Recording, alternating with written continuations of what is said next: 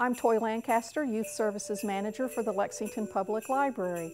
I'm here today to share with you some of my favorite picture books from the past year, and also to let you know that if you are a fan of picture books, the library offers a program called Picture Books, a Celebration for Adults. It's given every February, so be sure to check our website or our calendar. I want to start today with sharing some books for very young children. My absolute favorite for young children is one of the most imaginative things I've ever seen. When I first saw this, it just really knocked me out. It's by a French author and artist. His name is Hervé Tullet, and to say that this is an interactive book is an understatement. It's called Press Here. It's very, very simple. All you do is just follow the instructions. Ready? Press here and turn the page. We do so. Great. Now press the yellow dot again. Do again. Perfect. Now rub the yellow dot on the left very gently. Well done. And now the one on the right, very gently. Fabulous. So you can see what happens just by following the instructions in the book. Just really, really creative fun. I think one of the reviews that I read said that most apps out there would have to go a long, long way before they could duplicate something as artful and totally engaging for young children as this book. Where Press Here was for young children and preschool and toddlers, one of the things I enjoy the most about Mr. Tullet is his ability to write for such a wide age range of children. This book immediately gets everybody's attention because obviously part of the book is missing. The book is called The Book with a Hole. This picture, when you open it up, is of a cityscape, and what the book asks the child to do is to take some construction paper and to make their own high-rise building, to tape it together, and then if you lay the book down, you can set it in and you've made your own high-rise. If you turn the page, we've obviously got a roundabout, and you're asked, if you were to create a sculpture, what would you create to put in the center of the roundabout? I think one of the most popular parts of the book is the ability to angle this, take a piece of scrap paper and wad it up and make that into a basketball, and to play basketball. So this book has been incredibly popular with a very wide age range, preschool up through about 3rd and 4th grade. Allison Murray has really hit upon something that I absolutely adore. This is her newest book. This one is called 1-2, That's My Shoe. The one she did last year is called Apple Pie ABC. And the illustrations have a definite retro feel to them. It is a little girl and her little dog here that I think looks kind of like Snoopy. But the premise is very simple. A is for apple pie. B is bake it. C is cool it.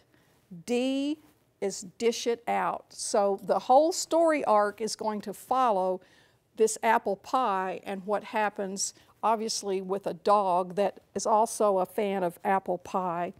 When this year's book came along by Allison Murray, it is a counting book, and what really impressed me about it is when I opened the book up, here on the title page, if you look over on the little bookshelf here, it says A Dog's Life, and that's certainly a reference to the little white dog. It says Pies, and that's certainly a reference to her alphabet book. And then if you look at the book that she's reading, it's called To Catch a Thief. So we start off with 1, and if you notice, the word is spelled out. You also see it numerically, and you also realize that there is one dog. So you're given all sorts of clues here. 1, 2, that's my shoe, and off he runs with the shoe. 3, and there's 3 bears. 4, 4 blocks. Also for younger children that's interactive is another one that I really like by Janet Houfman called Eggs 1, 2, 3, Who Will the Babies Be? I like this because it's, I think it does a very nice job with vocabulary building. Some of the things are very, very simple, like 1 egg, big and white, snuggled on Papa's feet in a land of ice and snow. Who will the baby be? And of course, all the children, almost all the children get this one, and they're shouting out the answer, a penguin, a penguin, a penguin, and you open it up, and yes, it's 1 penguin chick, gray and fluffy, peeking out at me. But then when we look at 2 eggs stuck together, warmed by a furry tail in a tunnel by a stream. Who will those babies be?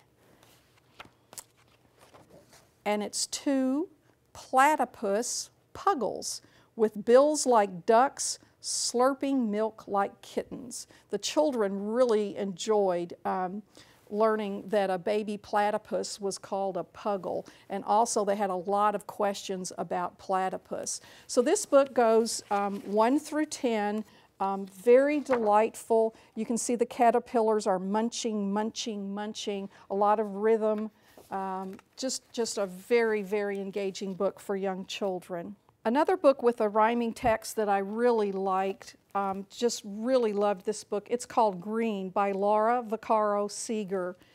On the one hand, it seems very simple, but I think repeated readings, you realize that there's a strong ecological message to this, and there's a very strong story arc to this. You see the seasons changing. We have forest green, and if we look, we've got 2 leaves here, but when I turn the page, forest green becomes sea green, and those 2 little leaves are now fish.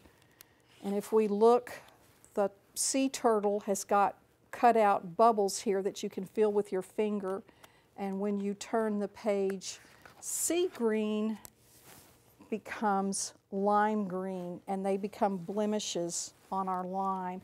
Moving over into stories for slightly older children that have more of a story rather than so much interactive components to it is one of my favorites this year was Bear Has a Story to Tell. This was written by Philip Stead and was illustrated by his wife, Erin Stead, and you all may recognize that name. They were winners of the Caldecott Medal a few years ago for A Sick Day for Amos McGee. There is something about Erin's art that just really resonates with me because it has such a sweetness to it. This is a very fun story. It's about a bear who has a story to tell all of his friends. And if you notice when the story starts, it's in fall.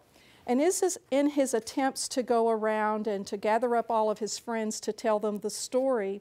They're all very, very busy because they're all preparing for winter, and they don't have time to listen to his story. So there's a little tiny mouse there, and you can see the bear waving goodbye. When he talks to his friend Duck and he wants to tell Duck the story, the duck says, you know, he's sorry, but he has to get ready to fly south. And so we see Bear raise his paw in the air to check the direction of the wind to send his friend off. This year, the book that made me absolutely laugh out loud, sitting all by myself reading a children's book that I laughed out loud, was this one called This Is Not My Hat by John Klassen. The language in this, when I use this with children, they just are drawn in immediately because it's exactly how children think and how children talk. We have the little fish saying, "This hat is not mine. I just stole it. I stole it from a big fish. He was asleep when I did it." And if you notice, there's little tiny bubbles coming out here where the big fish is asleep. And he probably won't wake up for a long time. Now with the fish awake, we have more bubbles, we have the big open eye. And even if he does wake up, he probably won't notice that it's gone. We see his eye looking towards the top of his head, and obviously his hat is gone. Oh, this is absolutely delightful. I will say that it's got a very, very surprising ending that children really, really get. For older children, I would say probably kindergarten through about 3rd grade, I have a variety of books. This is one of my absolute favorites. It's called Curious Critters by David Fitzsimmons. Animal books are always popular with children. I especially liked this one because of the absolutely stunning photography. You just expect these creatures to move. It covers both mammals, reptiles, a wide age group can be drawn in by the pictures, but also by these little bios that each animal writes about themselves. Sometimes I wish I could change color. I mean, all the other katydids are green, but I'm pink. Scientists say that pink katydids are special. My mother thinks so too.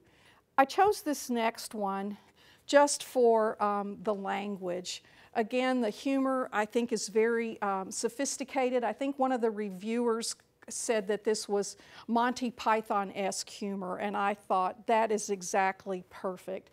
This is called King Arthur's Very Great Grandson by Kenneth Kragle. We start off here with Henry Alfred Crummonson was the great-great-great-great-great-great-great-grandson of King Arthur, the noblest knight ever to wield a sword. One day Henry turned 6 years old. He woke up early. He ate a large breakfast, he mounted his trusty donkey Knuckles, and he went out in search of adventure. He had heard of a fire-breathing dragon lurking far out in the hills, so into the hills he went. I won't tell you what happens next. I will tell you that he goes on to find a treasure that he didn't even realize he was looking for. This is a terrific, terrific read aloud. It seems like every year on my best picture books of the year list, I put a book by Steve Jenkins. It's no exception this year. His newest book is called The Beetle Book. Again, it's by Steve Jenkins. I think he is one of the most incredible artists, illustrators out there today writing for any age. And I really encourage you to go to his website called stevejenkinsbooks.com. When you look at the illustrations in this book, I think most everybody seems to think that, well, they're drawn. They are not drawn. They are cut and torn paper collage. As I said, it's called The Beetle Book, and it says if you line up every kind of plant and animal on Earth, every 4th one would be a beetle. I liked this because this little teeny tiny, you can barely see it with the human eye dot, it says, the dot inside the circle shows the size of the world's smallest beetle. That's the clown beetle. This was interesting. Kids love this type of trivia. The Titan beetle is the world's longest beetle. Its jaws are powerful enough to snap a pencil in half. So as you can see, picture books are not just for young children. Picture books are really for everybody. It's always fascinating to me that because I read a wide variety of picture books, the amount of trivia that you pick up and reading even picture book biographies. Children's literature is so incredible, so historically accurate that you can learn an amazing amount of information and have a lot of fun learning it. So I hope that you've enjoyed some of the books I've talked about. I hope that in February that you'll join us for our Picture Books, a Celebration program. Thank you.